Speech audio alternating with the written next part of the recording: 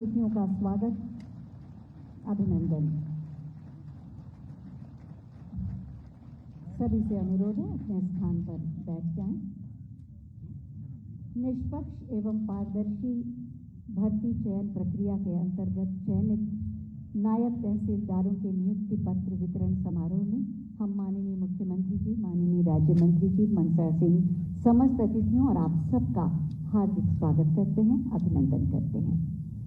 नायब तहसीलदार एक सेतु है जनता और तहसील से जुड़े कर्मचारियों और अधिकारियों के बीच, जो राजस्व कार्यों का निष्पादन ही नहीं करता बल्कि प्रशासन से जुड़े विभिन्न आयामों से जुड़कर सामाजिक दायित्वों के प्रति अपने कर्तव्य का निर्वहन करता है। प्रशासन को सुशासन में बदलने में नायब तहसीलदार की अहम भूमिका होती है और आज ऐसे ही चयनित नायब तहसीलदारों को नियुक्ति पत्र माननीय मुख्यमंत्री जी देंगे। सबसे पहले परंपरा रही है स्वागत की। मैं माननीय राज्य मंत्री माननीय श्री छत्रपाल सिंह गंगवार जी से अनुरोध करूंगी कि हम सब की ओर से माननीय मुख्यमंत्री महोदय को पुष्प भेंट कर उनका स्वागत और अभिनंदन करें। तालियों के पुष्पों से आप स्वागत करेंगे।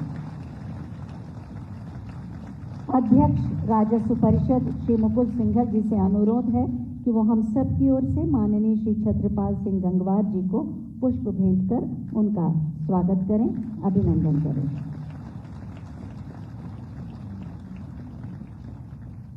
और अब मैं अध्यक्ष राजस्व परिषद श्री मुकुल सिंघल जी से अनुरोध करूंगी कि अतिथियों का स्वागत करें।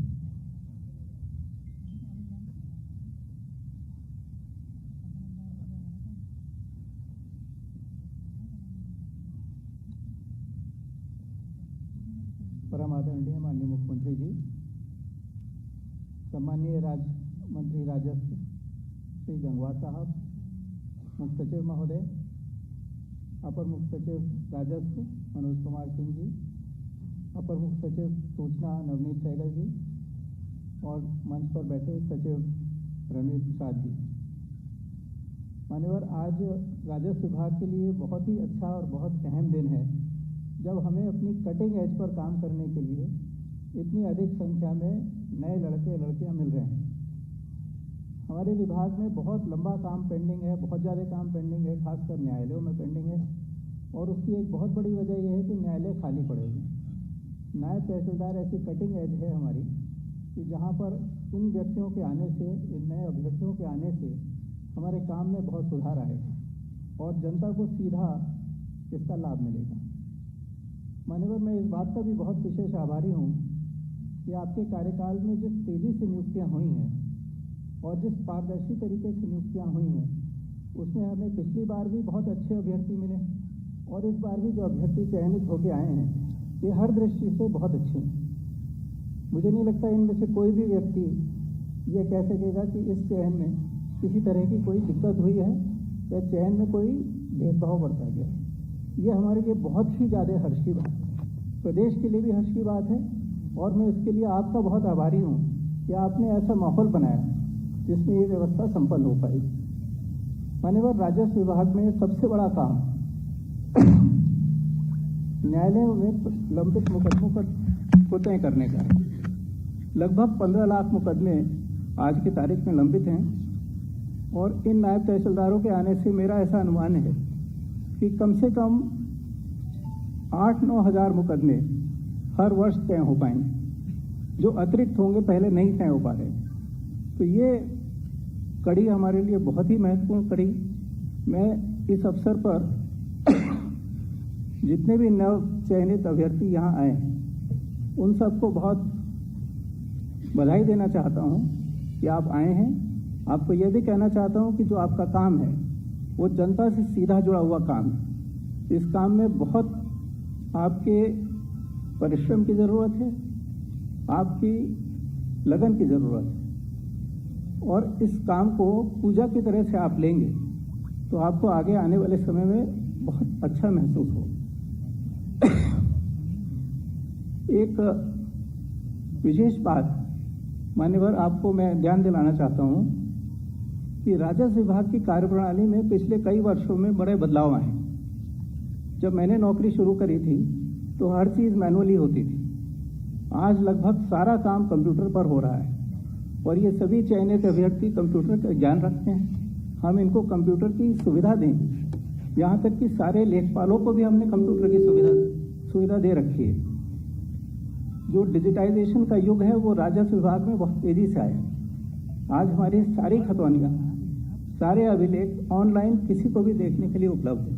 कोई अपने घर पे बैठे हुए जाड़े में, गर्मी में, रात में, दिन में, छुट्टी वाले दिन कभी भी अपनी खतौनी का विवरण देख सकता है। वो अप टू डेट खतौनी होती है और अगर उसका कोई भी मुकदमा कहीं पे भी दायर होता है तो उसका स्टेटस भी उसी खतौनी में रिफ्लेक्ट होता है। इस तरह का डिजिटाइजेशन का कार्यक्रम चला तो कई राज्यों में, लेकिन उत्तर प्रदेश में बहुत अच्छा चला है। इस कार्यक्रम में तेजी लाने और इसको बढ़ावा देने के लिए मान्यवर आपका बहुत बहुत धन्यवाद। मैं पूरे शासन के जितने भी अधिकारी यहाँ पे बैठे हैं उन सभी को बधाई देना चाहता हूँ कि उन्होंने हमारे विभाग को यह सुविधा दी। राज्य मंत्री राजस्व विभाग माननीय श्री छत्रपाल सिंह गंगवार जी, कुछ ही दिन पूर्व उन्होंने इस विभाग का नेतृत्व संभाला है। हमें विश्वास है कि माननीय मुख्यमंत्री जी के मार्गदर्शन और प्रेरणा से इस विभाग के सफलतापूर्वक निर्वहन के माध्यम से वो नए उत्तर प्रदेश के निर्माण में अपना योगदान देंगे। मैं माननीय श्री छत्रपाल सिंह गंगवार जी से अनुरोध करूंगी कि आज के इस अवसर पर मुख्यमंत्री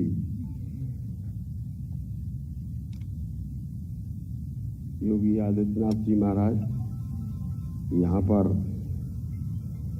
उपस्थित मंच पर राजस्व परिषद के अध्यक्ष श्री मुकुल सिंघल साहब, यहाँ पर हमारे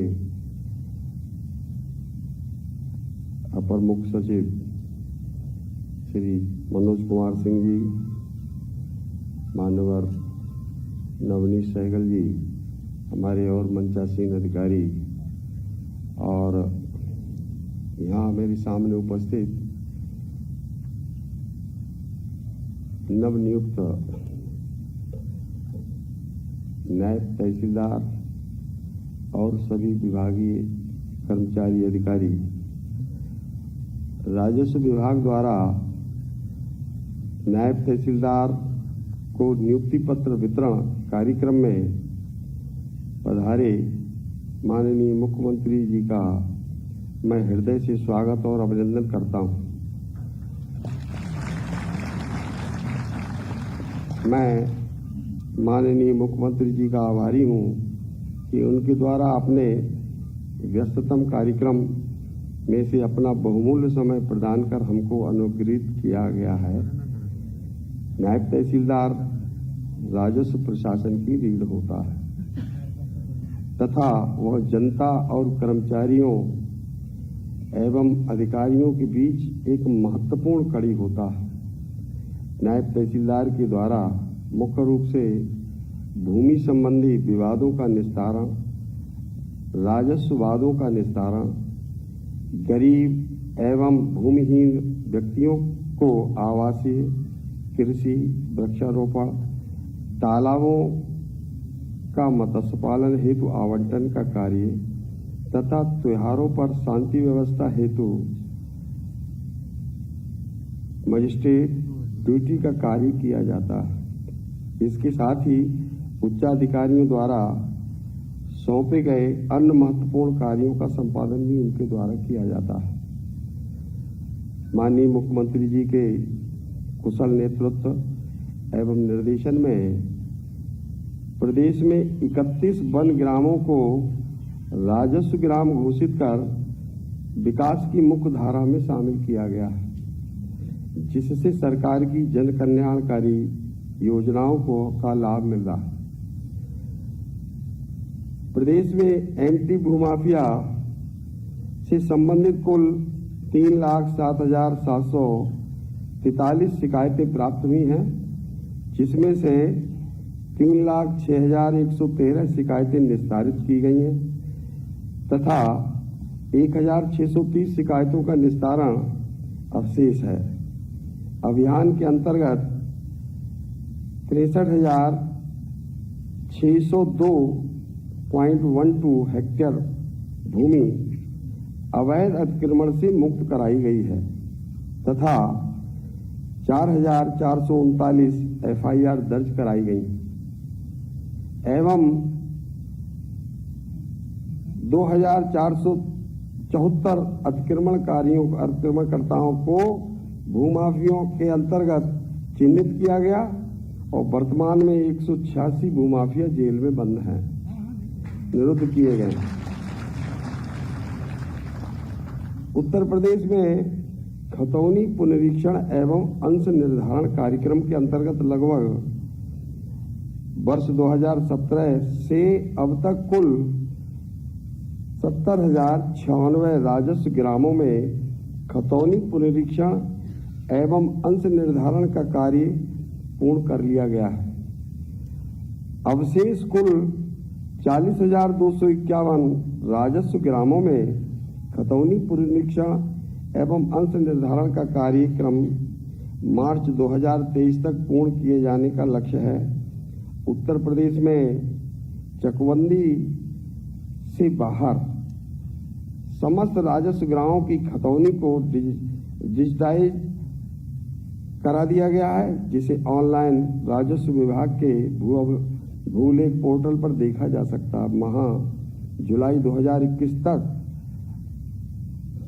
10.5 करोड़ से अधिक डिजिटल हस्ताक्षरित खतौनियों के उद्धरण निर्गत किए जा चुके हैं। उत्तर प्रदेश के समस्त जनपदों के समस्त ग्रामों के उपलब्ध मानचित्रों को स्कैन कर डिजिटाइज कर NIC द्वारा तैयार किए गए भू नक्शा सॉफ्टवेयर के माध्यम से खतौनी के डाटा लिंकिंग का कार्य किया जा रहा है, जिसके अंतर्गत आद्यतन अभी तक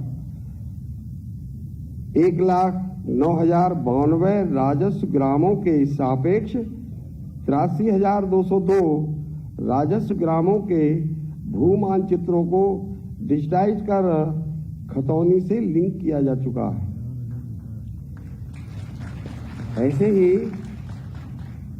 स्वामित्व योजना के अंतर्गत कुल 31,545 ग्रामों का ड्रोन सर्वेक्षण पूर्ण कराकर 11,058 गांवों में कुल 14 करोड़ 14,67,573 घरौनियां तैयार की जा चुकी हैं। घरौनियों से मतलब समझ रहे होंगे शायद। घरौनी मीन्स गांव का जो नक्शा है उसमें केवल नक्शों में अंकित था यहाँ ये आबादी क्षेत्र, घर मकान कितने बने, कितनी झोपड़ियाँ, क्या है, किसका है, ये काम अभी तक नहीं था। अब ये कार्य हुआ है। घरौनी खतौनी की तरह घरौनी भी बनाना, ये काम चल रहा है बहुत तेजी से, जिसमें 2006 ग्रामों में कुल 2,74,677 घरौनियों का वितरण मकान मालिकों को किया जा चुका है। मुख्यमंत्री कृषक दुर्घटना योजना के अंतर्गत खातेदार, सह खातेदार, बटाईदार, दुर्घटनावश मृत्यु ऐसे 5 लाख रुपए तक का प्रावधान किया है हमारी सरकार ने। ऐसी वित्तीय वर्ष 2021-22 में योजना के क्रियान्वयन 600 करोड़ रुपए की धनराशि की व्यवस्था की है। आज 110 नवचयनित नायब तहसीलदार राजस्व विभाग में शामिल किए जा चुके हैं। उनको हार्दिक शुभकामनाएं देता हुआ और मुझे पूर्ण विश्वास है कि ये नवनियुक्त नायब तहसीलदार राज्य सरकार की अपेक्षा के अनुरूप अपने दायित्व और कर्तव्यों का निष्ठापूर्वक निर्वहन करेंगे। अंत में माननीय मुख्यमंत्री जी का मैं आभार व्यक्त करते हुए अपनी बात को विराम देता हूं। धन्यवाद। बहुत बहुत धन्यवाद माननीय, ये महत्वपूर्ण जानकारी देने के लिए। और अब हम माननीय मुख्यमंत्री महोदय से अनुरोध करेंगे कि आज 110 नायब तहसीलदारों को नियुक्ति पत्र दिया जा रहा है। इनमें से 15 को आपके कर कमलों द्वारा दिया जाएगा। कृपया इन्हें नियुक्ति पत्र प्रदान करने की कृपा करें। श्री हरिशंकर पटेल जी,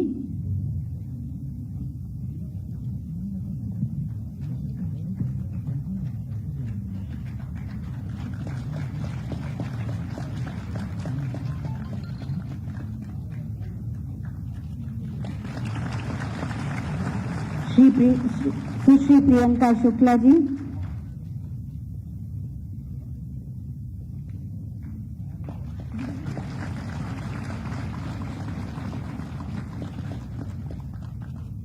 श्री दीपक गौतम,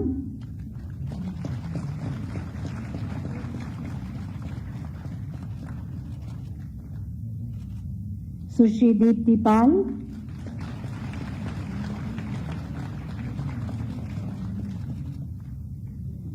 श्री अंकित सिंह,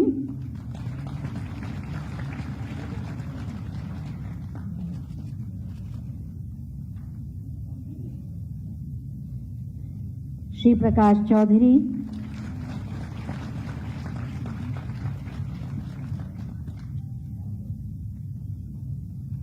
सुश्री ज्योत्सना सिंह,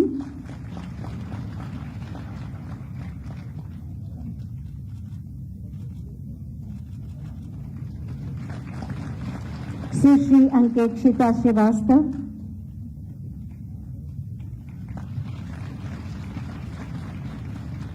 श्री कपिल कुमार आजाद,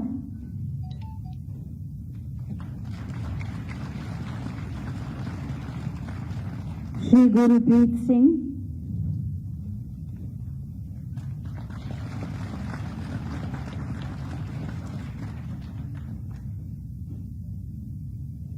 श्री भारत कुमार मौर्य,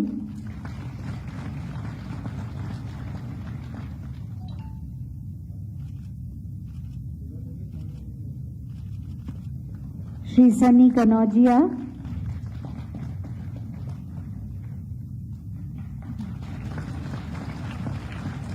श्री पीयूष साहू,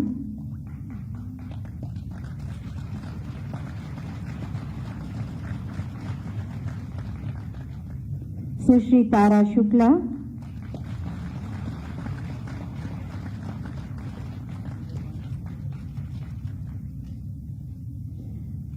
और श्री उज्जवल गुप्ता।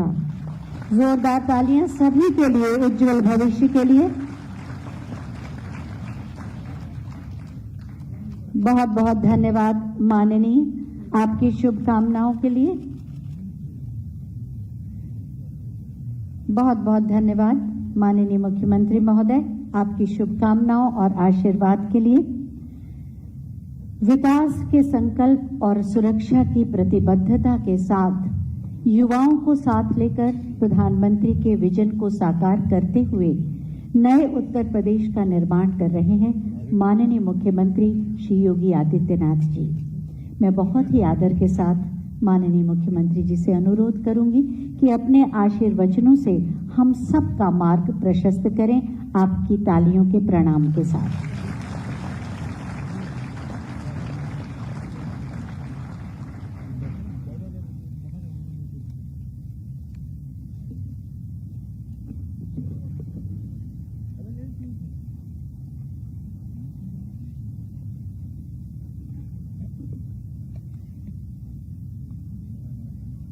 उत्तर प्रदेश लोक सेवा आयोग के द्वारा चयनित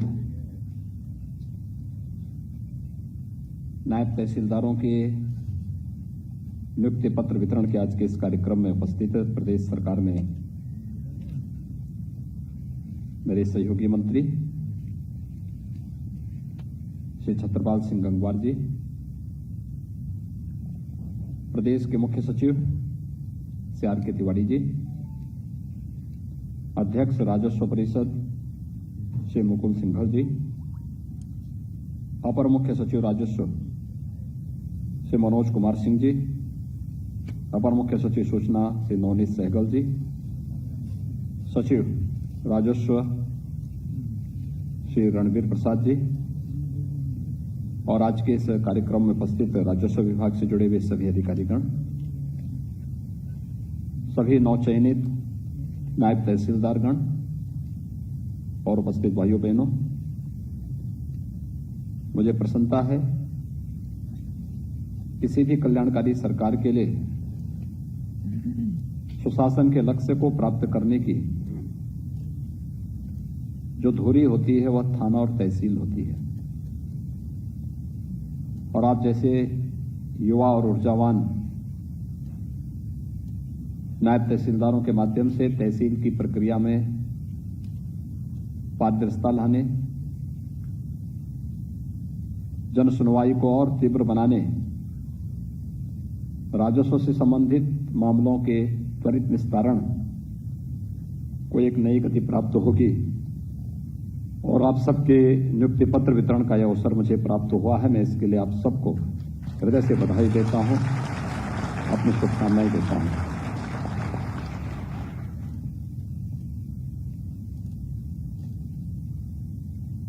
एक 145 नायब तहसीलदार उत्तर प्रदेश लोक सेवा आयोग के द्वारा चयनित हुए हैं, जिनमें पुलिस वेरिफिकेशन के बाद अब तक 110 को सफलतापूर्वक उस योग्य माना गया। आज उनको नियुक्ति पत्र यहां पर वितरित किया जा रहा है। आप सबके सामने तो पहली बात आई होगी कि आप में से बहुत सारे अभ्यर्थी ऐसे रहे होंगे जिन्होंने 2019 के पहले भी अलग अलग परीक्षाएं दी होंगी और उस समय आपकी योग्यता और प्रतिभा होने के बावजूद आपका चयन नहीं हुआ होगा, क्योंकि व्यवस्था में कुछ खोट था। योग्य और प्रतिभावान लोगों को अवसर नहीं मिल पाता था। उस समय चयन की प्रक्रिया की विसंगति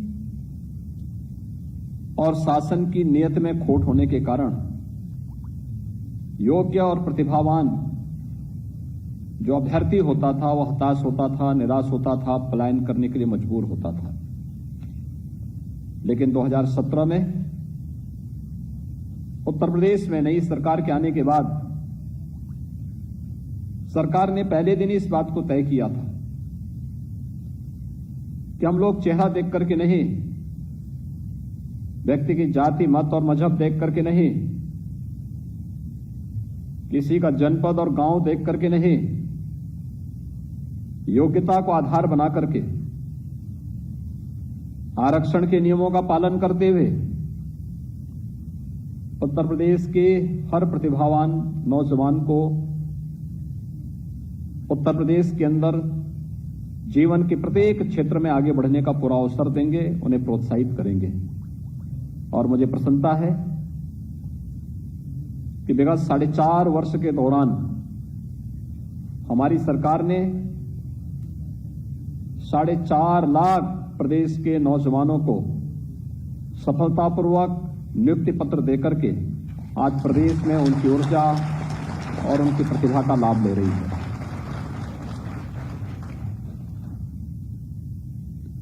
शासन की केवल एक अपेक्षा आप लोगों से है कि आपने जैसे चयन की प्रक्रिया को देखा होगा, ये राजस्व विभाग मेरे पास ही है, लेकिन मुझे भी नहीं मालूम कि किस व्यक्ति को कहां नियुक्ति पत्र मिलना है, कहां उसकी पोस्टिंग होनी है, क्योंकि हमने प्रक्रिया ऐसे बनाई है कि मेरिट बेस्ड हो। दिव्यांगजन या फिर कुछ उन परिस्थितियों को छोड़ करके जहां पे उन परिवारों के सामने विशेष संकट है, उन स्थितियों को छोड़ करके शेष हर एक व्यक्ति को वह चयन की प्रक्रिया से लेकर के पोस्टिंग तक कहीं भी कोई सिफारिश कराने की आवश्यकता नहीं। मेरिट के आधार पर हर व्यक्ति को उसकी योग्यता और उसकी क्षमता के अनुरूप मौका मिलेगा। जब आपको 2017 के पहले की उन विसंगतियों से उभार करके एक स्वच्छ, पारदर्शी और ईमानदार पूर्ण व्यवस्था के साथ जोड़ने का कार्य हो रहा है, तो फिर शासन भी आपसे एक अपेक्षा रखता है कि इसी ईमानदारी पूर्वक, उसी स्वच्छ और पारदर्शी तरीके से अपने अपने कार्य क्षेत्र में अगर हर व्यक्ति कार्य करेगा तो उसके बेहतरीन परिणाम उत्तर प्रदेश के लिए आएंगे। उत्तर प्रदेश की 24 करोड़ नागरिकों के जीवन में खुशहाली लाने में उसकी बहुत बड़ी भूमिका होगी और इसके परिणाम सामने आए हैं। प्रदेश वही, तंत्र वही, संसाधन वही, सब कुछ तो वही है, लेकिन प्रदेश की छवि बदली है। 2017 के पहले जिस उत्तर प्रदेश के बारे में लोगों के मन में एक धारणा थी, उत्तर प्रदेश में कुछ नहीं हो सकता, उत्तर प्रदेश देश के विकास में बाधक है, उत्तर प्रदेश में आने में लोग डरते थे, उत्तर प्रदेश में राजस्व मामलों में न्याय मिलना लोगों के लिए एक बहुत दूभर कार्य था, कठिन चुनौती थी। आज वही उत्तर प्रदेश कैसे अपने लक्ष्यों को प्राप्त कर रहा है। आज आपने देखा होगा कि कैसे एक एक व्यक्ति का चयन पारदर्शी तरीके से हो रहा है और हर व्यक्ति अपनी योग्यता और क्षमता के अनुरूप स्थान प्राप्त कर रहा है। उसको किसी की सिफारिश की आवश्यकता नहीं, उसको किसी के पास जाने की आवश्यकता नहीं, किसी भी नियुक्ति में, किसी भी पोस्टिंग में किसी भी व्यक्ति को लेन देन की कोई आवश्यकता नहीं। और जहां भी इस प्रकार की शिकायत मिलती है, सरकार ने कठोर कार्रवाई उस मामले में की भी है। इसलिए क्योंकि हम लोग उत्तर प्रदेश की छवि को बदलना चाहते थे और 4.5 वर्ष के अंदर इस छवि को बदलने में हमें सफलता प्राप्त हुई, तो प्रदेश के अंदर जो उत्तर प्रदेश के नौजवानों को उत्तर प्रदेश के अंदर विभिन्न सेवाओं में चयन, पारदर्शी तरीके से चयन के बाद सेवा का अवसर प्राप्त हुआ, उसने उत्तर प्रदेश के अंदर एक माहौल तैयार किया। आज उत्तर प्रदेश देश के अंदर निवेश का सबसे अच्छा गंतव्य स्थल है। प्रदेश वही है। 2016 तक देश के अंदर 36 राज्यों में उत्तर प्रदेश का स्थान 15वें 16वें स्थान पर आता था और आज अगर देश के अंदर किन्हीं 3 राज्यों में या किन्हीं 2 राज्यों में देश और दुनिया के किसी निवेशक को निवेश करना होगा तो उनमें से उत्तर प्रदेश भी एक आता है।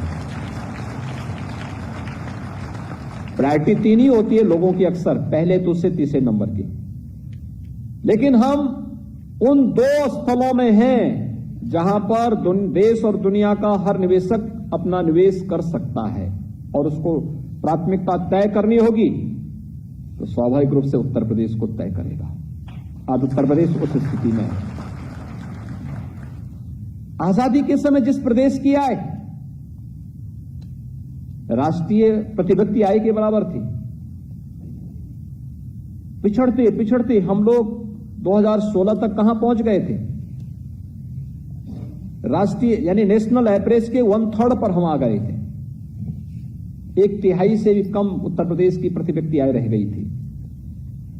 लेकिन मुझे प्रसन्नता है कि हमने उत्तर प्रदेश की प्रति व्यक्ति आय को बढ़ाने में इस दौरान सफलता प्राप्त की। जब सुरक्षा का वातावरण होता है, जब रोजगार और नौकरी की संभावनाएं तेजी के साथ आगे बढ़ती हैं,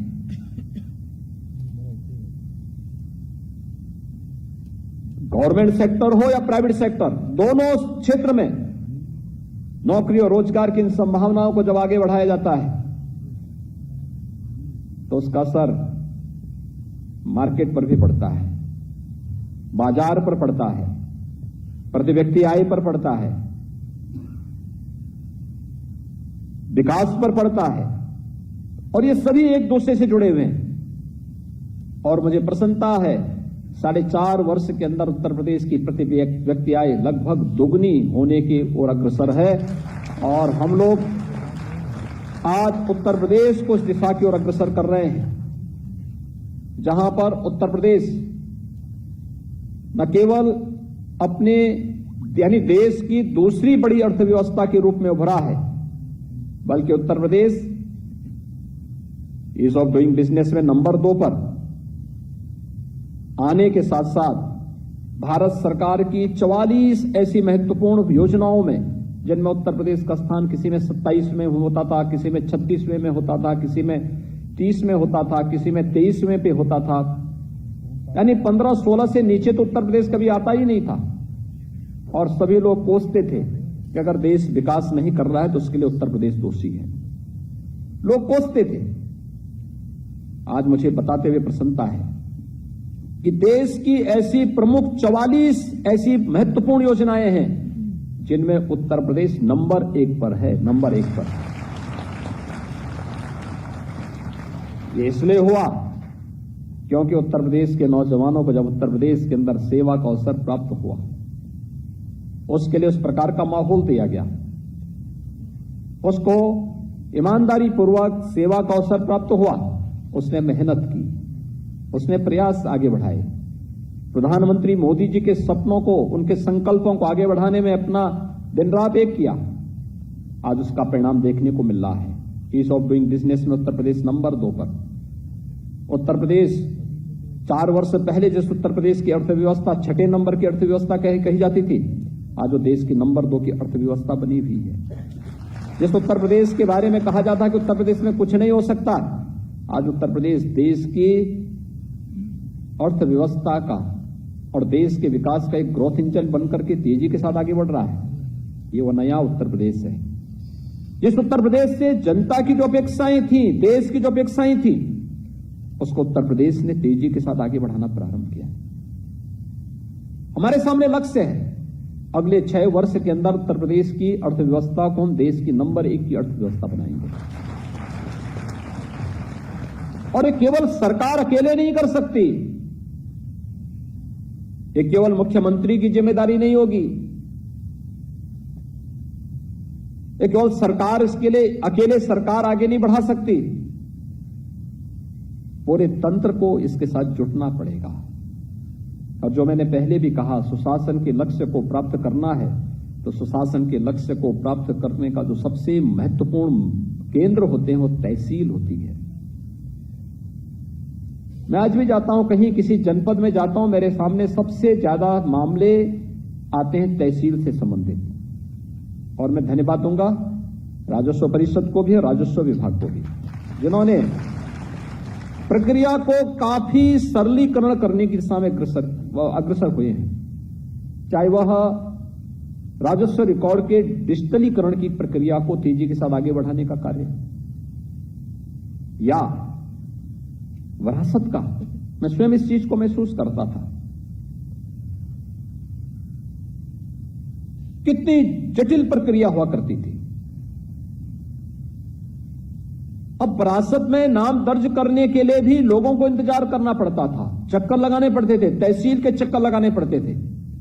कानून को नायब तहसीलदार, तहसीलदार और एसडीएम तक पहुंचते पहुंचते व्यक्ति थक हार जाता था और बहुत सारे लोग तो इस धरती से ही फिर चले जाते थे, फिर उसकी तीसरी पीढ़ी वही चक्कर लगाने लगती थी। लेकिन हम लोगों ने कहा एक स्पेशल अभियान चलाओ, एक स्पेशल अभियान चला और अभियान का परिणाम क्या रहा? लगभग 13 लाख ऐसे मामले थे जिसको एक समय सीमा के अंदर विरासत के मामलों को दर्ज करवाने में राजस्व विभाग ने सफलता प्राप्त की। आप सोचिए ना, आखिर लोग भटक तो रहे होंगे। जब समय पे काम नहीं होता, लोगों के मन में अविश्वास पैदा होता है। यह अविश्वास भ्रष्टाचार को जन्म देता है और फिर यहीं से विवाद खड़े होते हैं। मेरा यह मानना है आज भी राजस्व से जुड़े हुए मामलों का समयबद्ध निस्तारण हो जाए तो गांव के और शहर के आधे से अधिक विवाद समाप्त हो जाएंगे। आधे से अधिक विवाद वैसे समाप्त हो जाएंगे। और इसके लिए हम आभार व्यक्त करते हैं प्रधानमंत्री मोदी जी के, जिन्होंने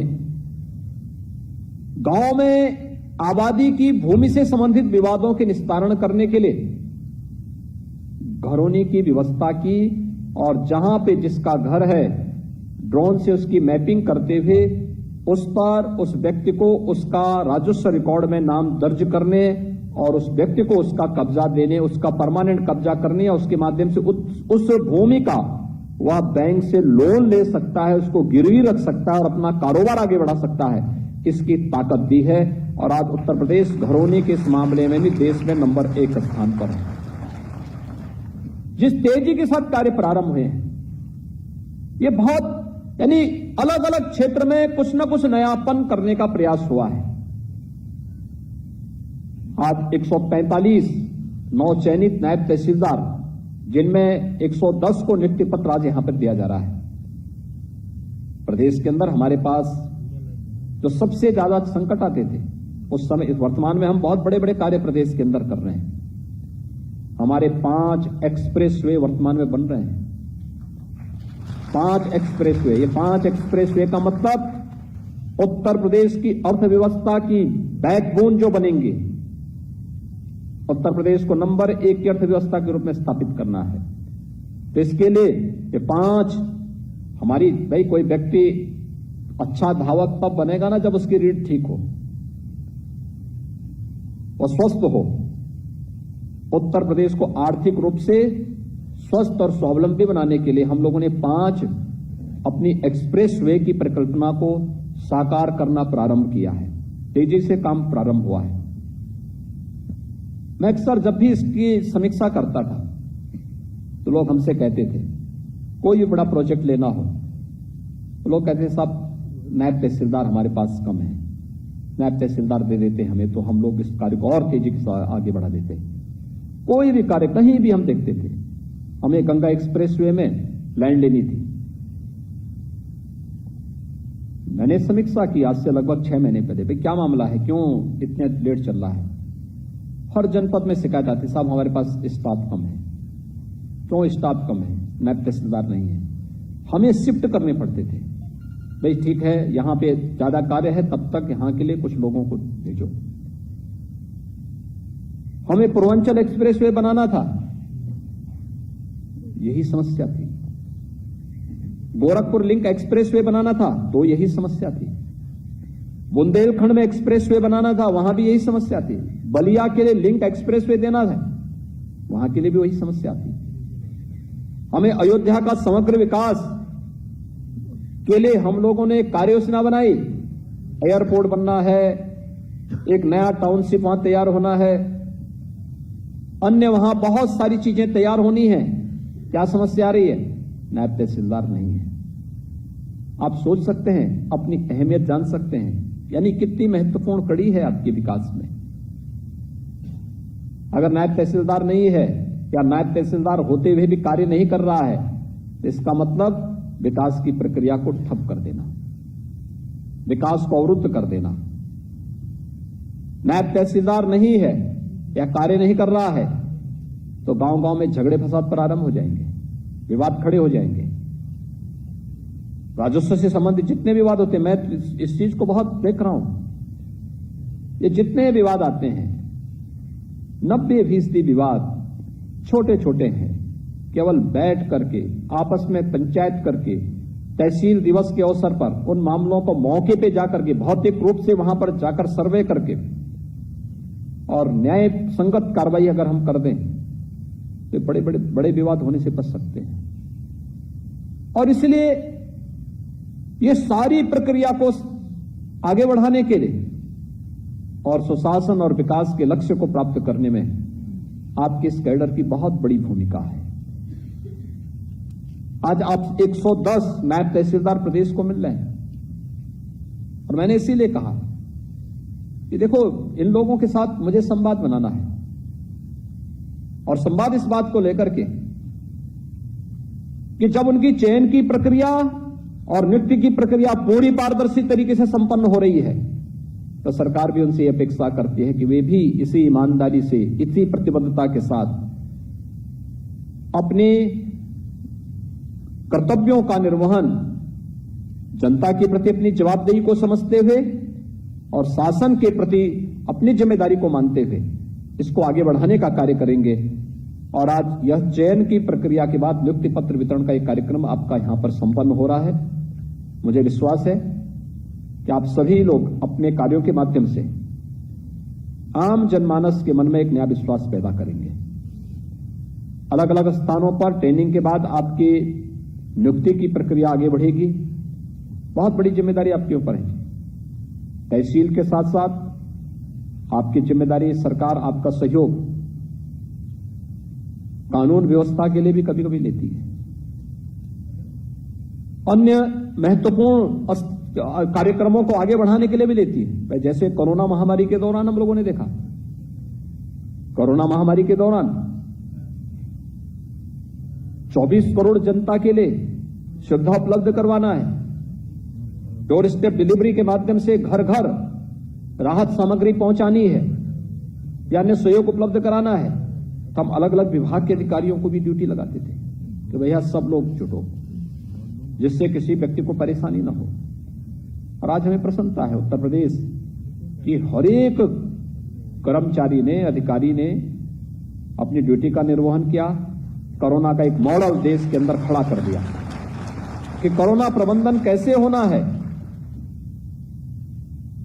यानी उत्तर प्रदेश कल या परसों तक हम लोग 11 करोड़ लोगों को कोरोना वैक्सीन दे चुके होंगे, कोरोना वैक्सीन की डोज उपलब्ध करा चुके होंगे। यही उत्तर प्रदेश है। उत्तर प्रदेश वही है, लेकिन सोच बदली है, उसके बारे में लोगों की धारणा बदली है। और उस धारणा को हम सबको सामूहिक रूप से मिलकर के बदलना होगा। इस विश्वास के साथ मैं आप सबको बधाई देता हूं, आपके परिवार के सदस्यों को भी बधाई देता हूं। आप सभी लोग यहां पर चयनित हुए हैं। मैंने कुछ ही लोगों को यहां पे नियुक्ति पत्र दिया है, बाकी सभी लोगों को यहां पे नियुक्ति पत्र अभी प्राप्त होगा। आप सभी लोग अपना नियुक्ति पत्र लेकर के आगे की प्रक्रिया राजस्व परिषद के द्वारा और राजस्व विभाग के द्वारा जिस तरीके से आगे बढ़ेगी, आप सभी लोग उसका पालन करेंगे। इस विश्वास के साथ मैं एक बार फिर से उत्तर प्रदेश लोक सेवा आयोग को इस चयन की प्रक्रिया को समयबद्ध ढंग से आगे बढ़ाने के लिए वैसे धन्यवाद देता हूं। आप सबके प्रति अपनी शुभकामनाएं देता हूं। पहले दिन से तय कर लीजिए कि पूरी ईमानदारी के साथ, पूरी कर्तव्य निष्ठा के साथ मुझे कार्य करना है, तो आपको आगे बढ़ने का अवसर प्राप्त होगा। एक लंबी दूरी तय कर पाएंगे। पहले दिन से अगर आपके व्यवहार और आपकी कार्य पद्धति की शिकायत आने लग जाएगी, याद करना रास्ते में ही लुढ़क जाएंगे। और उस प्रकार की स्थिति नहीं आनी चाहिए। पब्लिक के प्रति, जनता के प्रति जितना संवेदनशील बन सको, जितना संवेदनशील बन सको, उसका पुण्य आपको प्राप्त होगा। मेरिट के आधार पर मामलों का निस्तारण जितनी तेजी के साथ कर सको, वह आपकी कार्य पद्धति में निरंतर निखार लाएगा। आप इस फील्ड में पारंगत होंगे। और जो भी व्यक्ति पहले चरण में जितनी मेहनत कर लेगा, आने वाले समय में उतना उसको राहत होता हुआ दिखाई देगा। क्योंकि नायब तहसीलदार से तहसीलदार बनेंगे, तहसीलदार से एसडीएम बनेंगे, एसडीएम से फिर मजिस्ट्रेट बनेंगे, एडीएम बनेंगे। और ये प्रक्रिया जैसे आगे बढ़ेगी, वो बढ़ती जाएगी। आपके सामने ढेर सारे अवसर आएंगे आगे बढ़ने के, और आपको तय करना है कि आप अपनी इस प्रक्रिया को कहां तक लेके जाना चाहते हैं। आप सबको मैं आज के इस अवसर पर हृदय से बधाई देता हूं, आपको, आपके अभिभावकों को, आपके सभी संरक्षकों को, और विश्वास करता हूं कि आप सबका चयन उत्तर प्रदेश के 24 करोड़ नागरिकों के लिए फलदायी हो, लाभदायी हो और आपका जीवन मंगलमय हो। आप अपनी पूरी स्फूर्ति के साथ, पूरी ऊर्जा के साथ, अपनी पूरी प्रतिभा के साथ उत्तर प्रदेश के नागरिकों के जीवन में खुशहाली लाने में भी योगदान देंगे। आप सबके प्रति मेरी शुभकामनाएं। धन्यवाद। जय हिंद। बहुत बहुत धन्यवाद माननीय, आपके प्रेरणादायी उद्बोधन के लिए। आपके द्वारा दी गई सकारात्मक सोच, ईमानदारी और पारदर्शी कार्य संस्कृति की प्रेरणा से निश्चित रूप से सुशासन के लक्ष्यों को प्राप्त करने में इन सब का मार्ग प्रशस्त होगा। और अब अंत में मैं अपर मुख्य सचिव राजस्व विभाग श्री मनोज कुमार सिंह जी से अनुरोध करूंगी कि वो अतिथियों के प्रति आभार व्यक्त करें। नमस्कार। पारदर्शिता और निष्पक्षता की मिसाल और ज्वलंत उदाहरण था ये। मैं इस कार्यक्रम में शिरकत करने के लिए माननीय मुख्यमंत्री जी का आभार व्यक्त करता हूं। यह कार्यक्रम जनमानस में व्यवस्था के प्रति उनके विश्वास और आस्था को बढ़ाएगा और जैसा कि माननीय मुख्यमंत्री जी ने निर्देशित किया है, आप सब अपने जिंदगी के हर क्षण को जनता के दुख के निवारण के लिए और उनके सुख को बढ़ाने के लिए लगाएंगे। मैं इस कार्यक्रम में भाग लेने के लिए राज्य मंत्री जी का और सभी अतिथियों का आभार व्यक्त करता हूं। राजस्व विभाग की ओर से धन्यवाद। नमस्कार।